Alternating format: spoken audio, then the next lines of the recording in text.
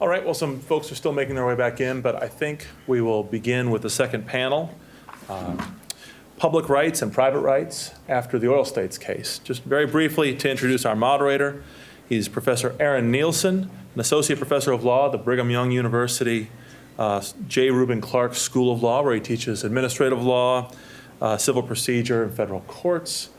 His full biography is in the program, but I do want to call attention, as I do so often, to Aaron.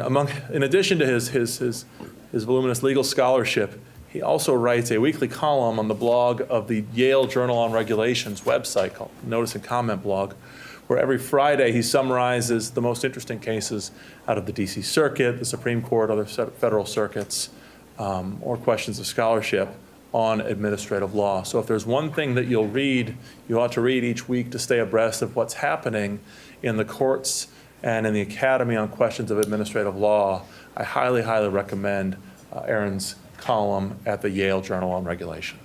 Like I said, his full bio is in the program, as are the bios of the other speakers, who Professor Nielsen will now introduce. Thank you very much. All right. Okay, so I'm excited to be here. We've got a taste of what this panel is about in the last panel, in particular in Professor Merrill's work. So the line between public and private rights is very important, and it's also notoriously fuzzy, and I don't remember the exact word that he used, something akin to it's a mess. And I think that is certainly true. Unfortunately, it's also a very important line. So it's a line, and it's really important, and it's not always clear. It matters because rights that fall within the public rights side of the line, Congress has more discretion about where they are going to be adjudicated. If you're on the private side of the line, there is some discretion still. They're not always in Article III courts, but they're more likely to be in Article III courts. So it's an important line, and it's a messy line. So I'm going to start with a quick confession. This is my sneaky idea. So I teach administrative law and federal courts. So my idea would be, in administrative law, when this comes up, I will say, oh, this is really hard, it takes a lot of time. How about we teach this in federal courts? Okay, so then I kick it off. And then I'm in federal courts, I'll say, well, of course you learned that in administrative law. And that way, no one ever has to learn about it, and I sleep at night. Abracadabra. Instead, I don't do that, so I kind of muddle through. And it's a really hard discussion because the cases are not coherent. You read Stern v. Marshall from a while back, and it seems to me like it's a 50-page apology to the public saying, we're sorry, we don't have anything better than this. So that leads us to this term's decision in oil states, which took a hard, murky subject and put it, on the forefront of our minds because it matters a lot for how we do intellectual property. So quick story, we're going to get a little bit more from the panelists, but the background on this is in the American Invents Act, Congress invigorated or created something called inter partes review of patents, which means you have a patent, it's been granted by the PTO, now they want to revoke this patent, and they do it through an administrative process. This was challenged for a number of reasons, one of which was this violates Article III, because once a patent is vested, the only way you can revoke that patent is through an Article III process.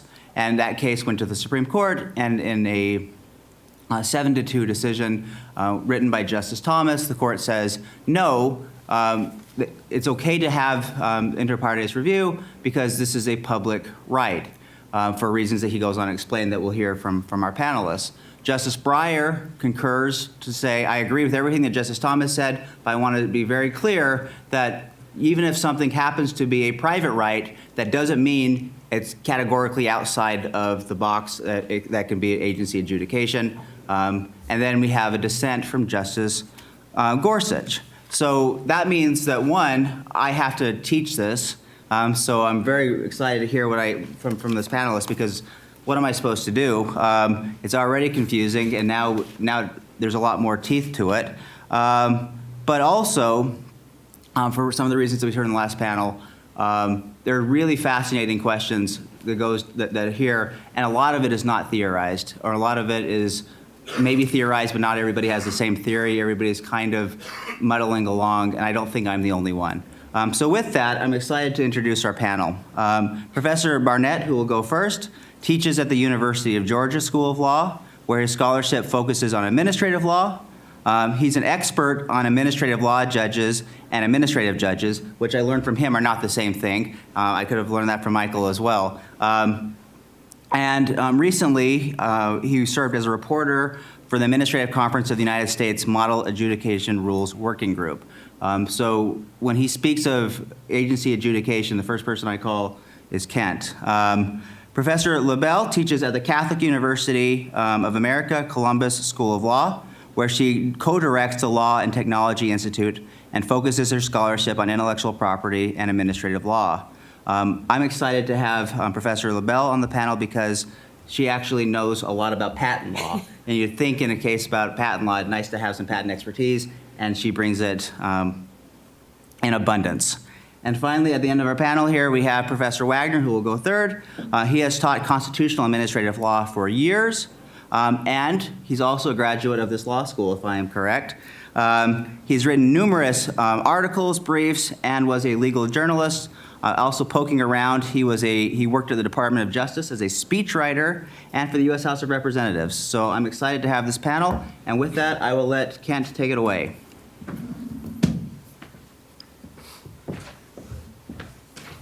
Well, thank you very much for the invitation to present my latest idea, if you will, and to being part of this panel. I look forward to the comments and discussion later. As you can see, the name of my paper is Due Process for Article 3, Rethinking Marie's Lessee. And I'm not in my normal area. I typically do deal with more agency adjudication or things that are within the strict wheelhouse of administrative law, Chevron deference or so. But I thought this was an opportunity to investigate a project which has confused me for some time, and that is, why do we have a public rights exception to Article 3? And generally it comes from a paradox in understanding that Article 3 has certain purposes that it appears the public rights doctrine seeks to undermine. Why would we do it this way? And in large part, what I've done is gone back to Marie's Lessee, which is the founding case from which we get the notion of public rights, to try to reread it again. And I've read it numerous times, and I come up with something new it's like watching a really good TV show where you find one new thing every time you read it, and try to make some sense of it going forward. So, if I can, here we go. Oh, sorry. There we go.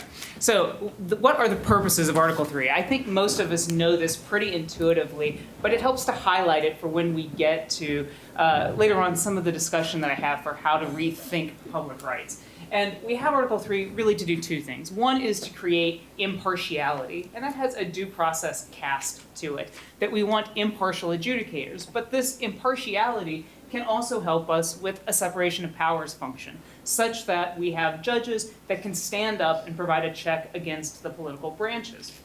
And we do this through giving them, of course, tenure during times of good behavior and not diminishing their pay. Well, to what does this all reach? And much of this, again, is pretty well known, but I think it helps to put it up and think about it for a second. To what does Article 3 jurisdiction extend? Well, one is all cases in law and equity arising under the Constitution or the law of the United States, so things dealing with federal law.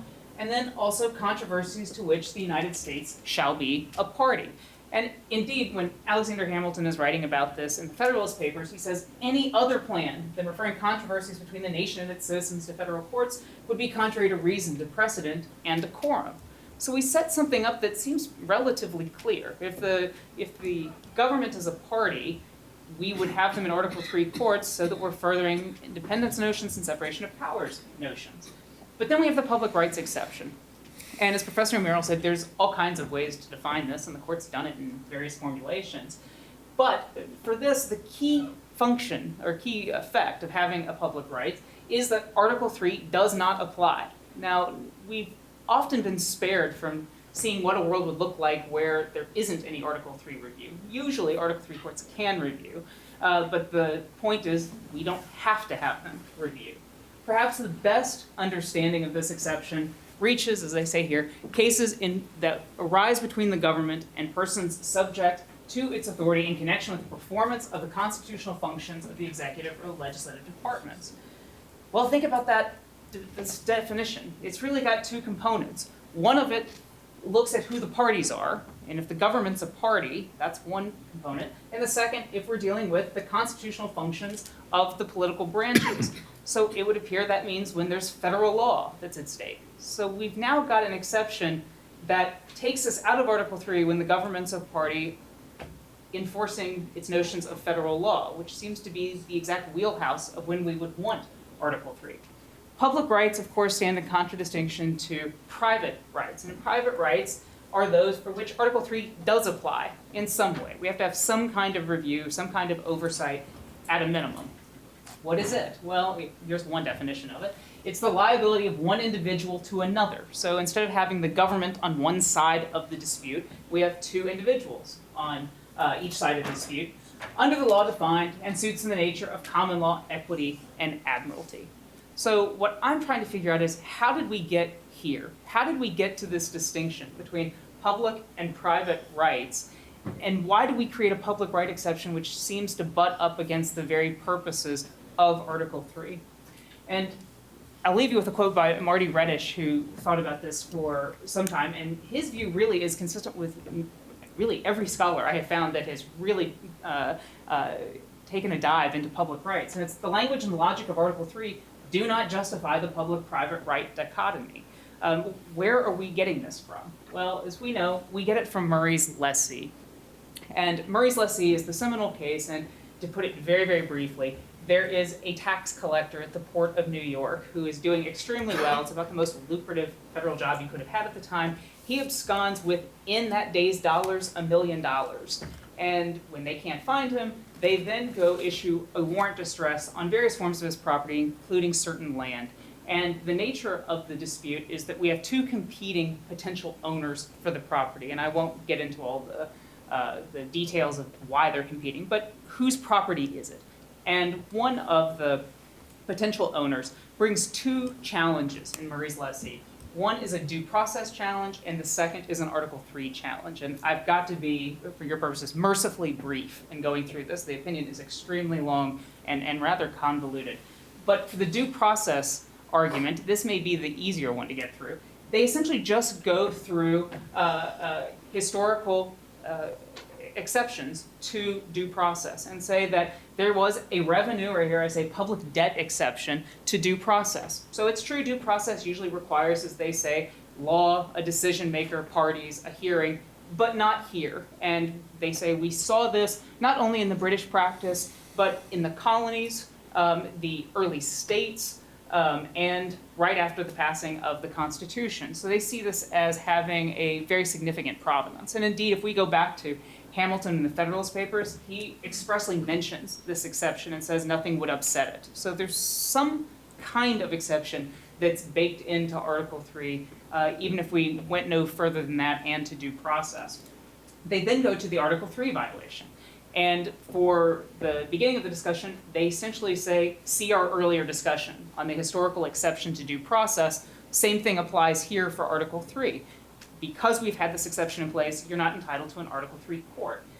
Then they turn to other arguments, which I think are best framed as backup arguments. The parties lost on this when they then say, well, whatever the historical exception may have meant, in instances like this, where there was a distress warrant, with the distress warrant, the executive held that there was a liability to the government and put a form of a deprivation on the property. Here, it allowed judicial review, and it just so turns out that the tax collector didn't come back to the country to have the judicial review. But when Congress gives the judicial review, well, then it's something different. It's something to which Article 3 should apply.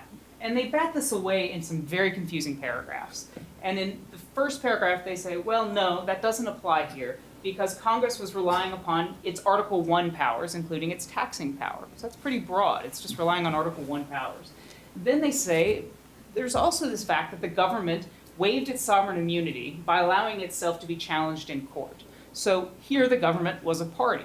Then they continue on in perhaps the most famous paragraph, which they say, now we want to make sure no one's misconstruing what we say. And of course, it's one of the most convoluted paragraphs, where they say, first, there are some things that have to be heard in courts. Second, there are some things that can never be heard in courts. And third, there are things that could partake of both a judicial or an executive or congressional character. And we will leave it to Congress to figure out where this is. And it so happens that this particular type of action falls within that middle ground that rests somewhere between what courts can hear, can't hear, but could hear at Congress's choosing.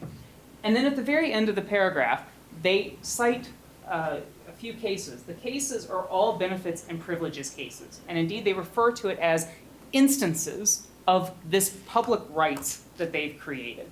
So we get some definition as to what this is. Well, what did this mean going forward? Well, as Gordon Young has noted, he did some great history on this back early 1990s or so. And he says the first cases we see after Murray's lessee are all in the benefits privileges context. But strangely, they don't cite Murray's lessee at all. He finds that a bit odd that they do this. And what happens over time is the benefits and privileges understanding gets broader and broader. First, it applies to things like land grants, pensions, but then it moves into applying to common carriers with this idea that you have created some kind of public benefit. You've been given this by being able to run a monopoly in some way. And because this inures to the public's benefit, it fits within the benefits privileges paradigms.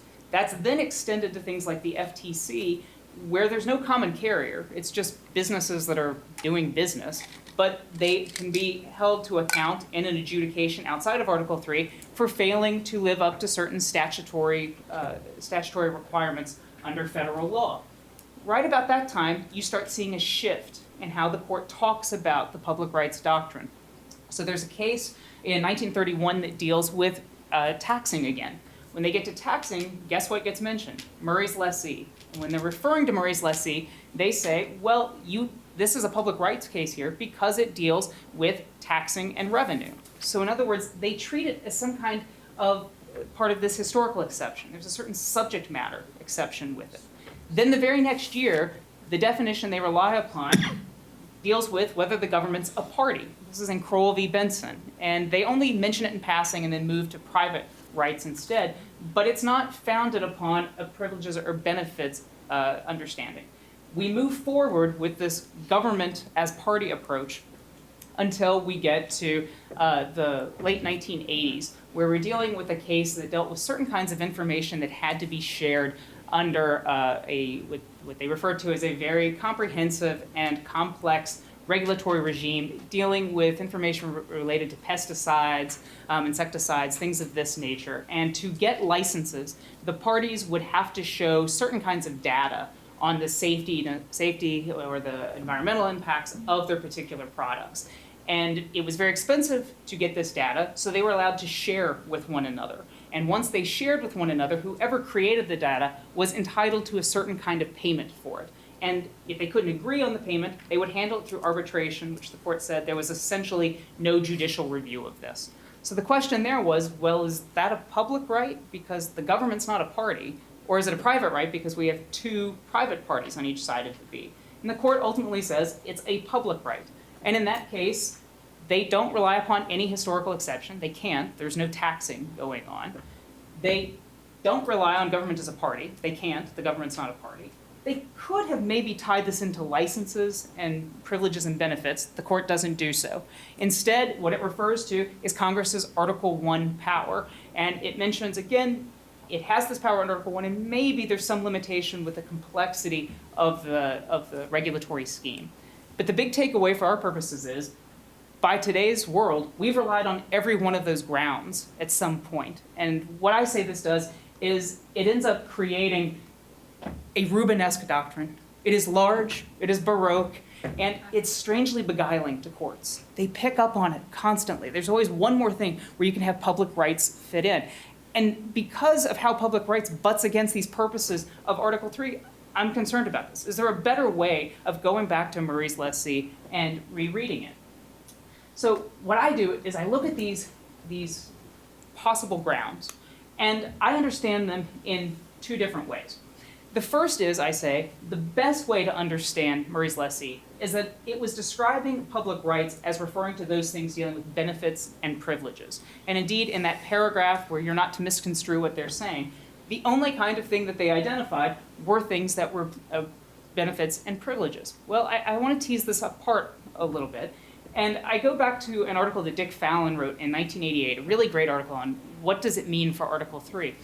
And one idea he had was that we should understand Article 3 and due process to move in concert with one another. To the extent that due process applies, then Article 3 would also apply. But he very quickly rejects the idea. He says, we can't do that because there's no understanding that due process, like Article 3, has any kind of separation of powers ground to it. If there's no theory of separation of powers in it, and he just moves on from it.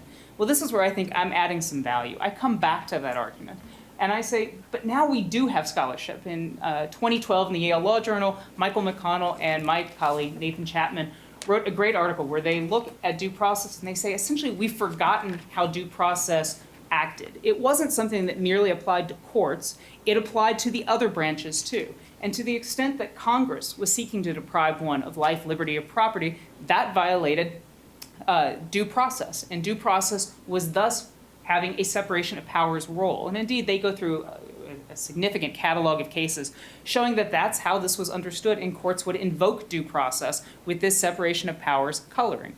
So what I say is, well, let's put that relationship back together. If we do this, if we allow due process, whenever it applies, when there's been a deprivation of life, liberty, or property, to mean that you're also entitled to Article 3, well, then we've got some coherence in this doctrine. If someone is depriving you of something, you're entitled to the Article 3 court. But let's take the inverse.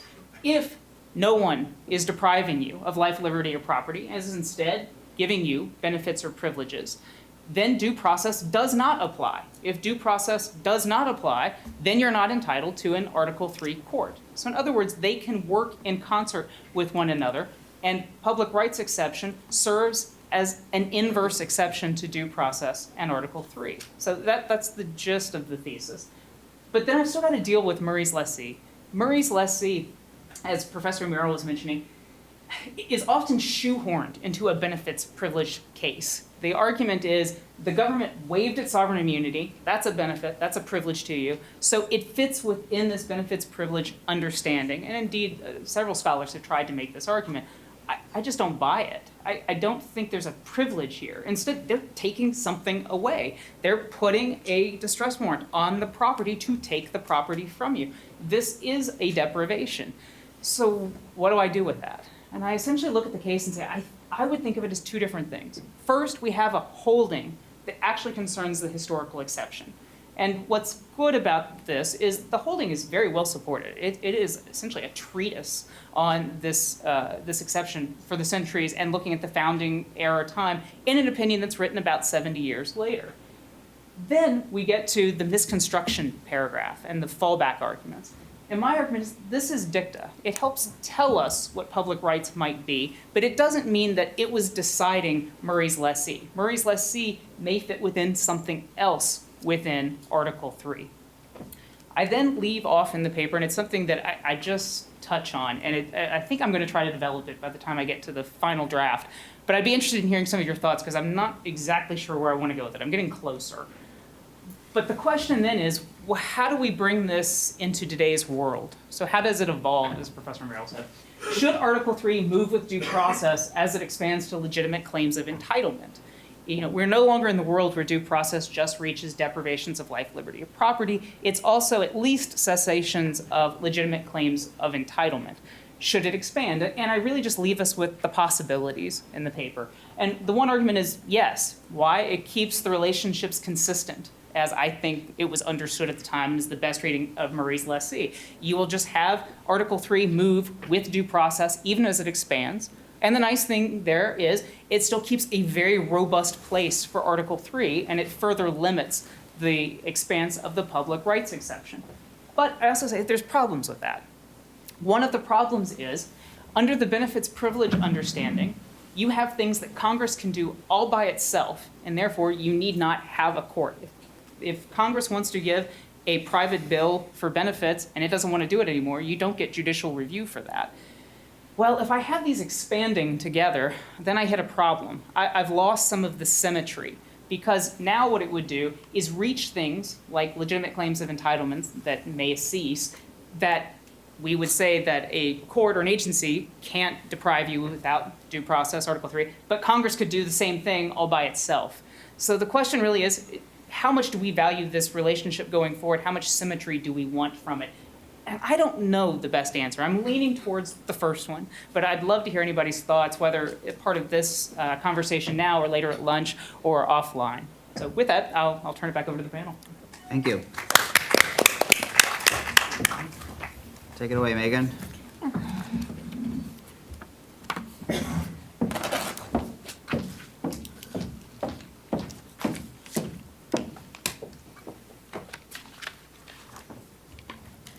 So good morning, everyone.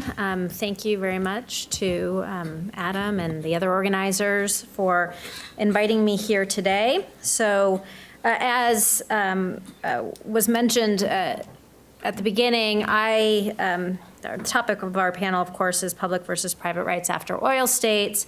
And as the sole patent person on our panel, I intend to look at oil states and consider oil states from the patent perspective. So first, what impact will oil states have on the patent system going forward, on patent doctrine going forward, and I guess more generally, and I think more importantly, what issues remain to be resolved after oil states, because as I'll talk about more in just a few minutes, the court was very clear about what it was not deciding in the oil states case. So as I imagine you all know, in oil states, the Supreme Court was considering the constitutionality of inter-parties review. So I will give just a little bit of background for the non-patent people in the room, because it will be helpful for later in my talk. But when Congress enacted the American Invents Act in 2011, it created these three new types of what we generally call post-grant review proceedings. So the first is what we'll be talking about today in oil states primarily, which is inter-parties review. It replaced a previous proceeding called inter-parties re-exam. So IPR was number one. Number two is a proceeding called post-grant review, which is more robust in many ways than inter-parties review in terms of the grounds on which a challenger can attempt to invalidate a patent. But it's also only for, we can think of it as new patents, so it only applies going forward prospectively. And then third, a proceeding that we call CBM, Covered Business Method Review. This was, it's actually a transitional program. It's set to sunset in 2020, and it applied to just certain types of patents, specifically financial patents. So I will talk a little bit about CBM more in a few minutes. So these three new types of proceedings were created with the AIA, and many would argue that they have transformed the way patents are litigated and adjudicated today compared to our pre-AIA world. So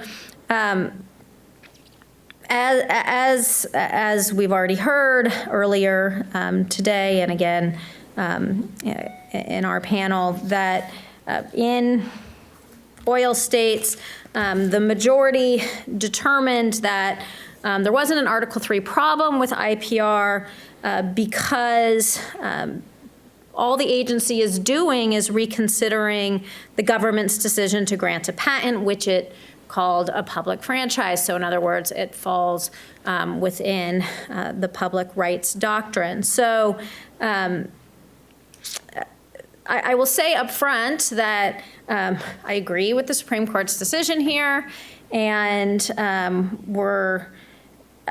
I have written about, including in the George Mason Law Review, about the public nature of patent validity. We're going to talk about the comparison between patent validity and patent infringement a little bit more later in my talk, but I firmly believe that patent validity is a public law issue and was appropriately treated as a public right here.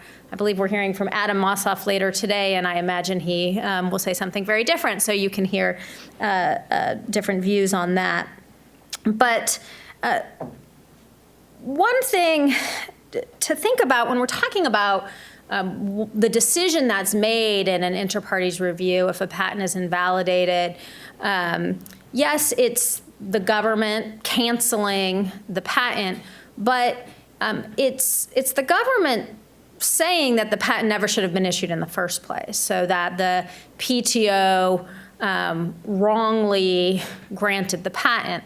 And I just wanted to mention that there's different reasons why that might happen. It may be that the PTO just made a mistake, and then it looks pretty bad, right? That the patent office grants this patent and then later revokes it.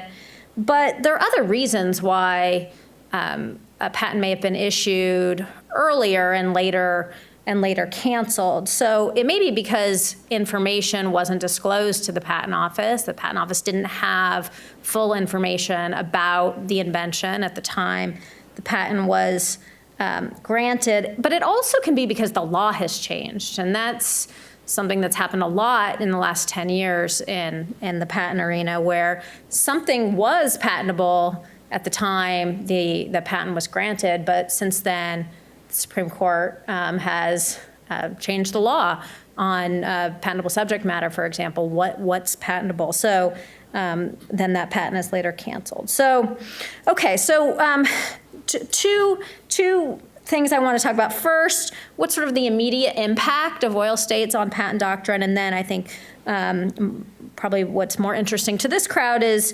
what's still left out there. What didn't the Supreme Court decide? So in terms of what does this mean for patent doctrine, well, of course, it means that the PTAB will continue to operate.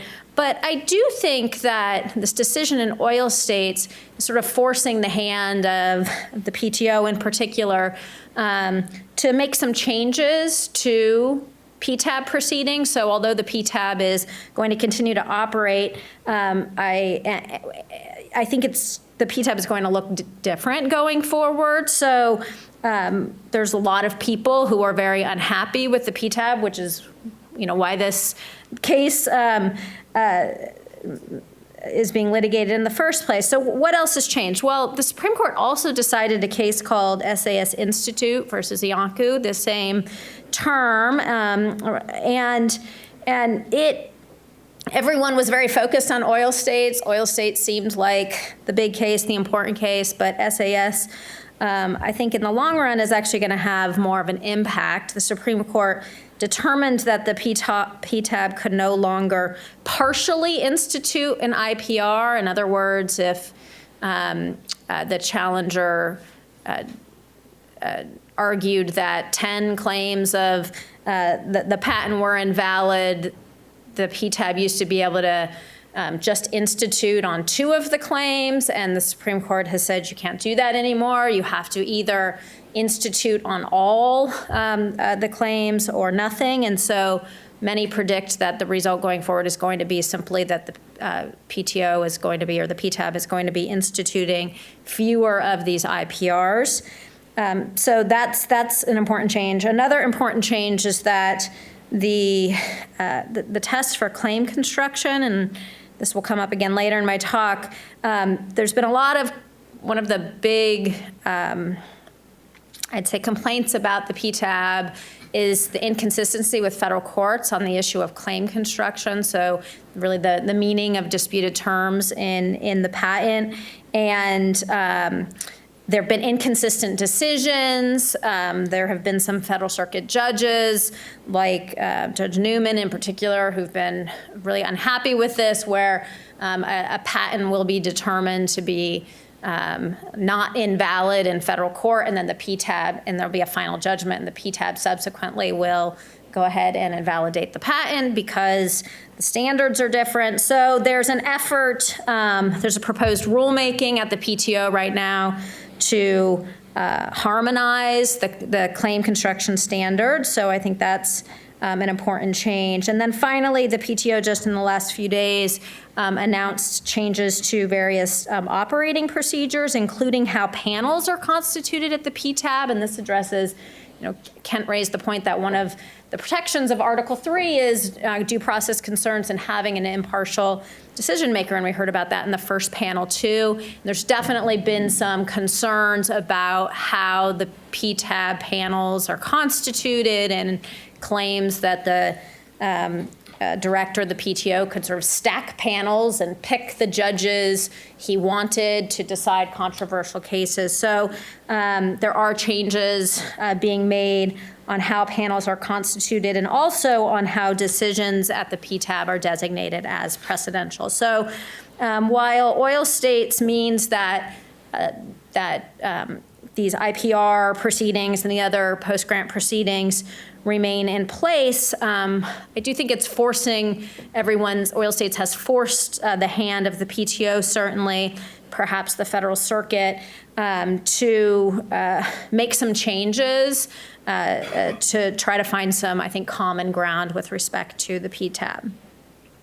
Okay, second, what questions were left unresolved in oil states? So the majority in oil states, as I'm sure you all read, emphasized the narrowness of this decision. So the majority made clear it wasn't deciding certain issues. So first it said it was not deciding whether other types of patent matters, specifically infringement claims, could be heard in a non-Article 3 court. And that, I think, is a very interesting issue I'm going to come back to at the end of the talk. So that was the first. The second was due process issues. The majority said that oil states did not challenge IPR proceedings on due process grounds. Oil states did not argue that there was a violation of due process, for example, because IPR applies retroactively. So patents can be challenged under IPR, even if they were issued before the America Invents Act was enacted in 2011. But that retroactivity point was not raised in the oil states case. And then finally, the court makes clear that it's not deciding whether patents are property for due process purposes or with respect to a takings clause claim. So some of these issues are already being teed up, and we'll see what happens. So the first is there is a petition to the Supreme Court in a case brought by the petitioner as Smart Flash. And it raises the question of whether covered business method review of patents, whether they violate the due process clause because of retroactivity and because it's an unconstitutional taking. So in that case, my guess is, well, I should make one other point. The petitioner in that case also raises a different constitutional challenge that we're going to hear about later today, which is about whether PTAB judges are unconstitutionally appointed, whether they're principal officers. So it raises both a due process question and a question about PTAB judges who and about how they're appointed. So my guess is that the court would not take, this is not an ideal case because it's covered business method review and not IPR. And as I mentioned earlier, covered business method review was a transitional program. It's set to expire in 2020. There have been some discussions on the Hill about whether it should be renewed or not, but it looks like this is sort of a temporary program, and so perhaps it's not a good case for the court to decide this due process question. There are also appeals before Genentech has filed 2 appeals to the Federal Circuit that raise these same due process arguments and questions in the context of an IPR. And the Federal Circuit very recently asked the government to let it know whether it intends to intervene in those cases. So I think that's something to closely watch, is these questions about due process. And certainly if you go back and listen to the oral argument from oil states, some of the Chief Justice's questions in particular suggest he seems to think there's, he joined the dissent in oil states, but also seems to think that there's potentially a due process problem with these PTAB proceedings. Then finally, what I think is perhaps the most interesting remaining question is, what about infringement actions? So, could a patent infringement action be heard in a non-Article 3 tribunal? Would that fall under the public rights exception? So I would say that as an initial matter, I don't expect Congress to, amend the Patent Act to grant the PTAB the power to hear patent infringement claims. So that would be shocking to me if that happened. But I guess you never know. But I think this could come up potentially in an estoppel situation. So here's what I wanted to flag, or the possible issue. So I mentioned earlier that claim construction is an issue that's very important, both in invalidity proceedings before the PTAB, and it's also very important in infringement proceedings in federal court. So by claim construction, for the non-patent people in the room, we mean this procedure where the tribunal has to decide what disputed terms and claims mean, and essentially that can define the scope of the invention. So up until now, these standards have been different at the PTAB and federal courts, but there's a proposal in the PTO right now to harmonize those standards, which makes good sense for many, many reasons. And so the PTAB and federal courts would be deciding the same issue when they're construing claims. So I wonder what would happen if the PTAB decided a claim construction issue, and then on validity, and then subsequently there's a patent infringement claim, and this is now the same issue, and would the party be stopped from relitigating that issue in federal court on an infringement suit? So this is essentially the same situation that the Supreme Court decided in the B&B hardware case a few years ago. This was a case that came up through the TTAB, the Trademark Trial and Appeal Board, and the question there was about the likelihood of confusion element for trademark infringement. So the TTAB, the TTAB made a decision about likelihood of confusion with respect to a particular mark and whether it would cause confusion.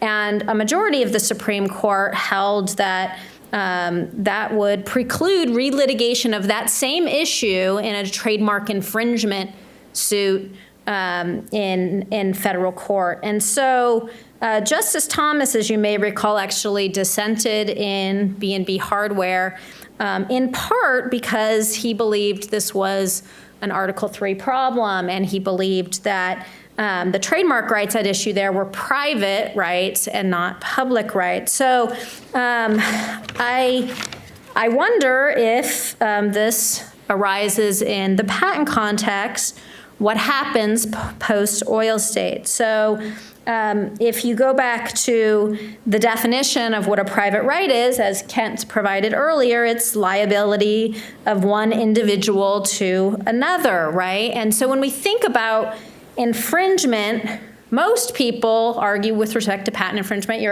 the claim is whether the patent owner claims that the accused infringer is infringing his patent and owes him damages generally, or sometimes seeks an injunction.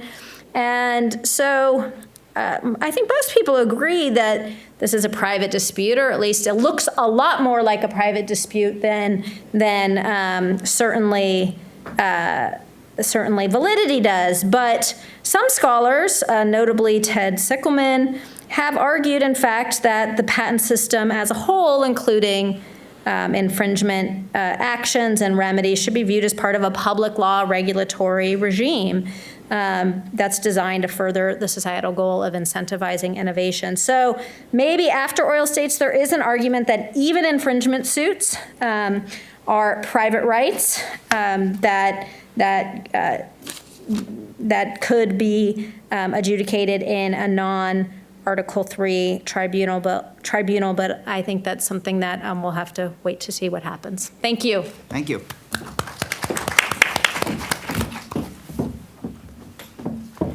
Well, thank you all. Thank you, Adam. As Aaron mentioned, I bring greetings to the Eton Scalia Law School of Dean Henry II from the George Mason Law School of Dean Henry I, Henry Manny, who was dean when I was a student here. Oil States, which is the jumping off point for this panel and for my paper, seems to have a kind of an organic relationship to the Center for the Study of the Administrative State, because we had our renaming ceremony, adding Ambassador Gray's name to the institution on April 24th last, and that was the evening following the morning on which Oil States had been released, and Justice Thomas was one of our guests. I don't particularly have a side I'm rooting for in Oil States. I think from my point of view, having devoted, I think, more time to 14th Amendment issues, it's dueling originalisms, and I'll take every case, like that. Let's argue about whether patent rights once granted were viewed as property rights at the time of the founding, or were not. I guess I have a little bit of inclination towards the Gorsuch opinion there. But what really intrigued me was seeing Justice Thomas try to give flesh to this diaphanous concept of public rights, and noticing that he had done so before, notably in his dissent in Wellness International, which is viewed, and I checked this with a former colleague of mine who does bankruptcy law, is definitely viewed as a step back from Stern, a regrettable step back from Stern. And so Justice Thomas's discussion of public rights there is valuable too. Now, what I really connected this to was something that had been bothering me for a while, which is why back in 1999, when the court made a sort of a small step towards reviving 14th Amendment privileges or immunities jurisprudence, something that Justice Thomas had been known to be interested in, and which he manifested his great interest in his necessary concurrence in McDonald v. Chicago. Can you all hear me, or am I drifting out as I step? If I want to wander, you can use the, okay. Step away from the mic so you don't need that. Okay. He did not join. In fact, he wrote one of the dissents in Science v. Roe, which was an opinion in which the court, I'll get more detail this on this in a moment, decided that the right to travel, which it had announced before, but which it had never clearly put into any constitutional category, belonged in 14th Amendment privileges or immunities. And Justice Thomas said, wait a minute, if we're going to revive this area, we have to do it more consciously than this. with more attention to what the original intent of this clause was. All right, that's kind of the 2-minute version of the paper. Let me give you a few more details. It's frustrating, as I've heard other panelists express this too, to try to trace the substance of public rights, because courts prefer to, the court has historically preferred to define them more procedurally. Well, this is a public right because it can be adjudicated in a non-Article 3 forum, and it can be adjudicated in a non-Article 3 forum because it's a public right. We don't get a whole lot more than that from Murray's lessee, although Professor Barnett has gone further than that in showing us what we can perhaps get out of Murray's lessee. Justice Thomas, in his opinion, his dissent in wellness, and his especially, does go back before Murray's lessee. Murray's lessee may not be the very point at which this whole controversy gets started. Justice Thomas has some Blackstone citations. When Blackstone talks about a public versus private right line, sometimes he's talking about simply the line between tort and crime, which is very important, but not what concerns us here. However, he does talk, that is, Blackstone does, about rights of persons. I'm just going to give you this quote, which is, I believe, from 1 Blackstone 119. The rights of persons considered in their natural capacities are also of two sorts, absolute and relative. Absolute, which are such as appertain and belong to particular men, and here's what I would italicize, merely as individuals or single persons. Okay, I'll go on. The relative rights, which are incident to them as members of society and standing in various relations to each other.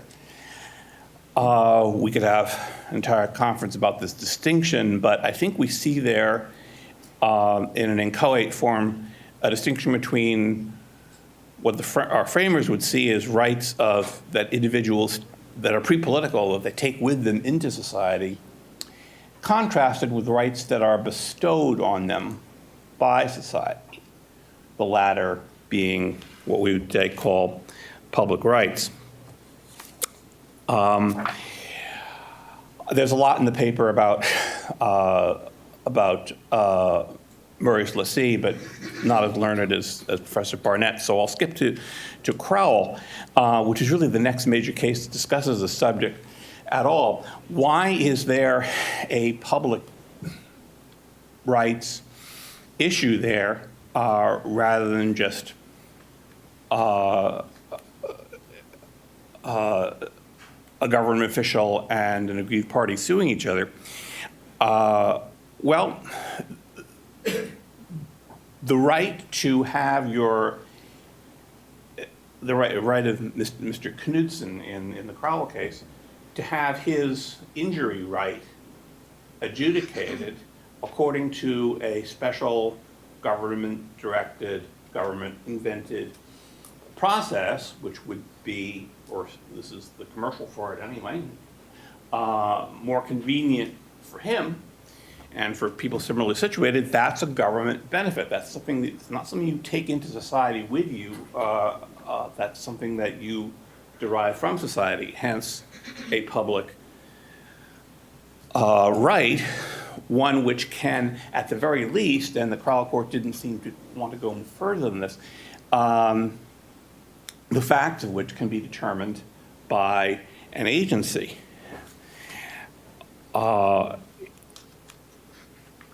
Then we come to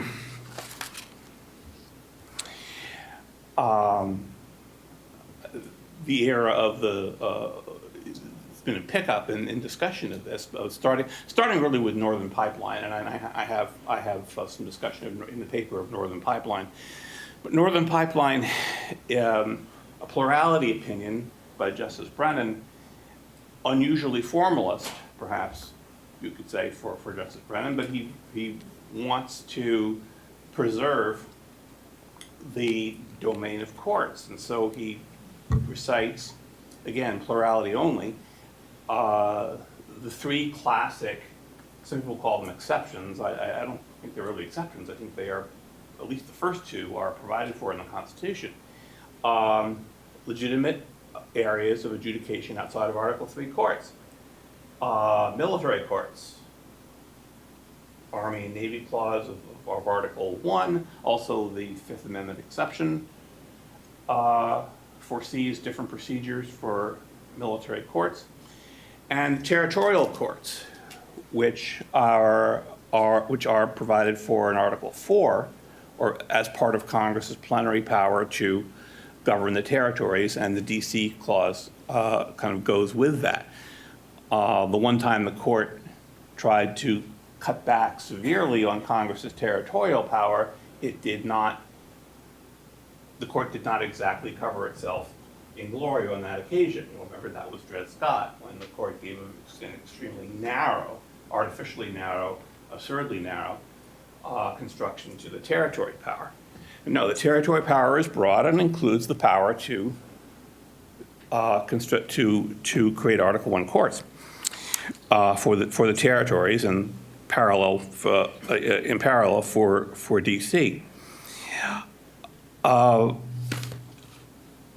So we come now to, I haven't forgotten science, we're going to get there.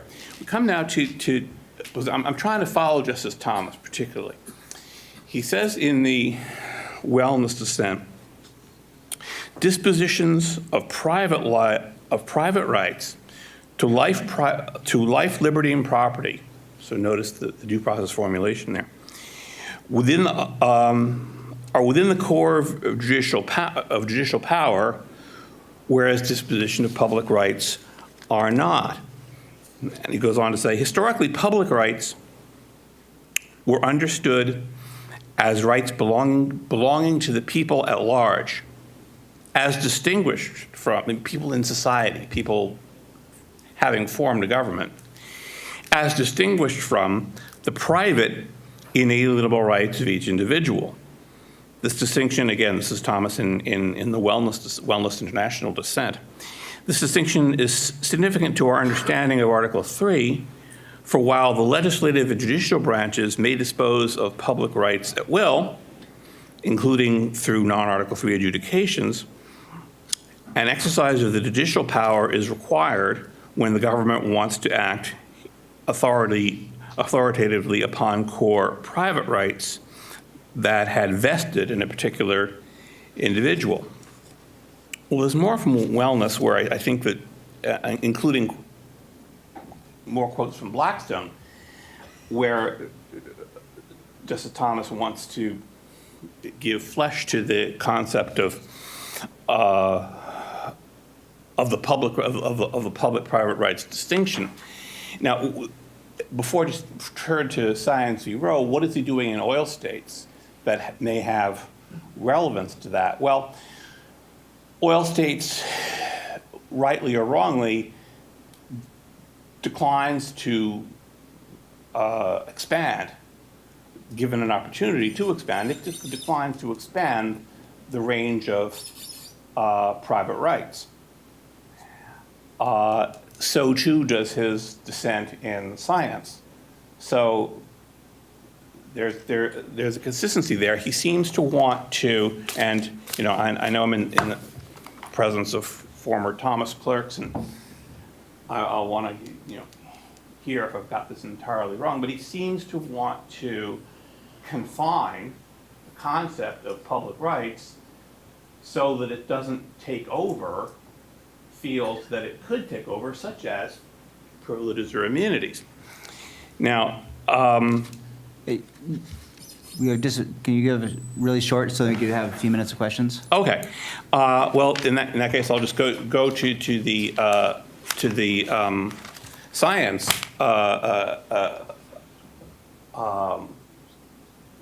case where the court took a previously announced right, the right to travel, which it had sort of analyzed in equal protection terms, but it wasn't a good fit with equal protection doctrine.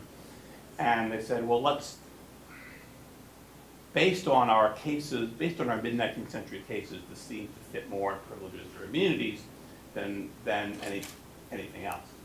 And Thomas said, no, you have to go further back than our own mid-19th century precedents, Crandall v. Nevada, et cetera, to determine what the right to travel means and whether it's a privilege or immunity or not, and what exactly it entails.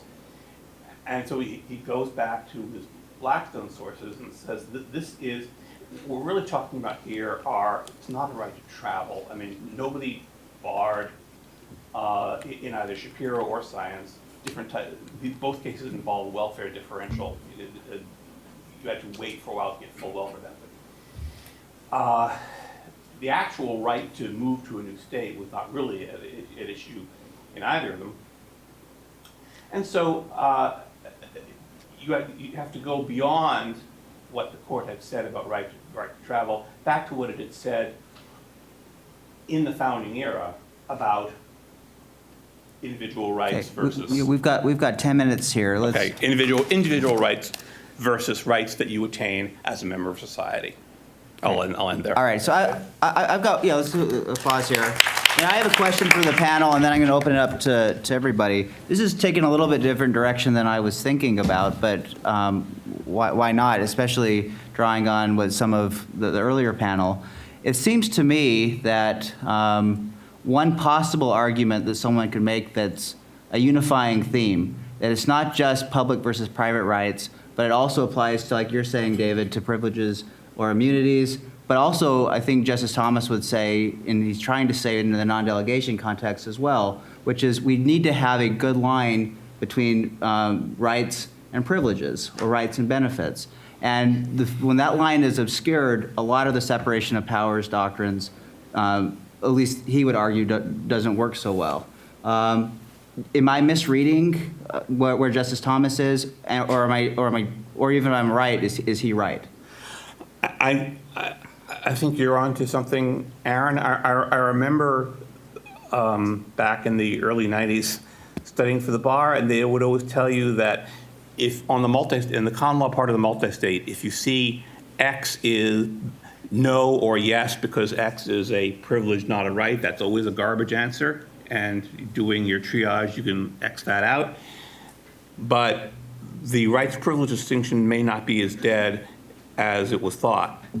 And I think that, well, I don't actually state it in the paper, maybe in the final version I will, but I think that is a consequence of something that I've been arguing. That's right. And Kent, does it also fit in with your view of the due process? Does that fit into that pattern? It does. I can't say I can speak as much to whether or not Justice Thomas has a larger project in mind with it, but if you read oil states and you start looking at, well, how do they ground their notion, the majority that is, of public rights? Well, they start off by saying, as most of these cases do, what a mess, we're sorry we left you where it is. And then they start taking out different definitions they've used. So they start with the party-based definition. There is a quick reference to the Article 1 powers being used. But then they pivot, and we get a much stronger discussion that is really based on privileges versus rights. And he's engaging with, as David said, I think what he would at least view as an originalist understanding and figuring out how does the revocation of an already granted patent fit within this regime? Does one deem this a right or does one deem this a privilege? Ultimately, he would see it on the privilege side of the line because it was part of the conditions of taking the privilege in the first instance, where, of course, Gorsuch and Chief Justice Roberts see it as on the right side of it. But to my mind, this is a good development. It's tying us back to what I think is the best grounding for Article 3. And like David, I don't really care that much about the history. I don't know who's right. They seem like they're doing, what you would want the judges to be doing in trying to decipher this. And Megan, what about B&B hardware? Does this fit into the pattern? Well, I think so. I mean, again, I'm not going to comment on Justice Thomas's larger agenda, but his decisions here are consistent, I think, in oil states and B&B hardware. I think he sees trademarks as very different than patents. And as we just heard, he talks about the history of patents, how patents were granted both in England, right? And that it was literally sort of a privilege granted by the crown. So I think trademarks for a number of reasons are different. They're not based on the same constitutional provision, and the history is different. And so I do see it as consistent. Yes. All right, so we've got a few minutes. Are there questions from the audience? Or thoughts on what we've heard? So They're bringing a microphone here. So I read Oil States, written by the arch-conservative Clarence Thomas, as basically telling you, stop thinking about Article 3. The public rights doctrine, that is government versus private, is absolutely okay to give to administrative agencies to adjudicate, and even private versus private, which is oil state, the patent owner against somebody who's trying to overthrow that patent. That can be done administratively. So it seems to me hopeless from a constitutional point of view to imagine that Article 3 is really going to invalidate any serious kind of administrative adjudication. About all Article 3 really does, in my opinion, is prevent Congress from turning over to an agency tort and contract and constitutional cases that the courts don't want to turn loose of. But otherwise, administrative is fine. What do you think? I don't know that that's what he's doing. I haven't read it to say essentially everything can be deemed a public right if there's an agency involved in something. It's very broad reading. I don't think that's what he's doing. I think, leading from the majority, they really are trying to figure out what do we think more about this public right, and indeed we're going to take it very narrowly in this patent context and figure out how do we deal with this strange world of revoking something as opposed to maybe with the land patents taking it back for some other kind of violation that exists, and instead what do we think about a case where it shouldn't be granted. And indeed I think it's largely what Megan was pointing out that is part of the tell here. Why is it the court didn't reach the issues dealing with due process? Why didn't they deal with the takings issues? Because I think to the extent there's going to be something left, we're going to see it fall within that. But I don't think that means Article 3 is dead. It's just there may be a different way of going about it, and there will be different cases that come up to help settle what this scope of the right is. I would just add to that to say, I think maybe the concurring justices think Article 3 is dead, but I'm not sure about Justice Thomas, especially if you think about his dissent in B&B hardware and some others that we've talked about. So, but I think that may be true for Justice Breyer and the other justices that joined that concurrence. Right. There's an issue of a deprivation or cancellation or limitation of a right once granted. The patent in oil states, the welfare benefits in the right to travel cases. I think Justice Thomas wants to assimilate both of those to categories that are not the maximal private rights cases, are not sort of rights that we have pre-politically, and therefore are not rights that require Article 3 adjudication. And just one last point on that too. I was thinking about it before the oil states came out. What I was thinking may happen, at least you would see it from one coalition of the justices, was that you would see reliance on a case that I just mentioned in passing, Thomas versus Union Carbide, where the court takes the most expansive view of public rights and says if it's part of some kind of complex regulatory scheme, then we will deem that a public right, even if the government isn't on one side of the V with this. And I thought, well, wouldn't they do this? Isn't this how all lawyers think of patent, is really complicated and something we know nothing about? And what would you do? You would give it to an agency that has expertise. That's what I would have envisioned if we really thought public rights is more or less not going to be an area we look at. But instead we get this narrower understanding of what it is in this particular context. I think we have time for one more question. Thank you, Professor Merrill.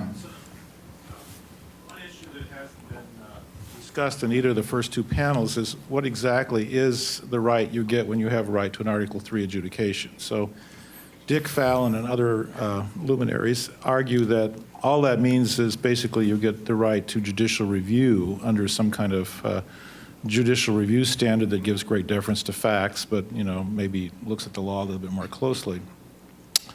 Another view, I think more consistent with the original understanding, would be that the right to an Article III tribunal is the right to have the facts decided by an independent tribunal as well as the law.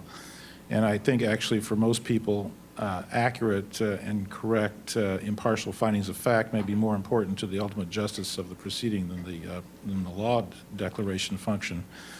But anyway, if you adopt the Fallon view that all Article III really entitles you to is some kind of judicial review, deferential on facts, less deferential maybe on law, then you could have a very broad conception of the Article III right without upsetting the administrative state.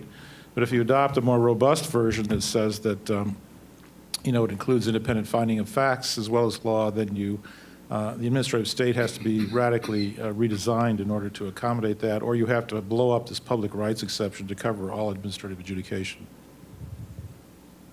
Remember Frank Easterbrook's reply to Paul Bator, posthumous reply, in which he said, well, maybe we could vastly expand the number of Article III judges and give Article III status to a lot of people who currently are simply administrative adjudicators. I mean, what really would be horrible about a universe like that? Before he became the judge. All right, and with that, I'm going to call the panel. Thank you much.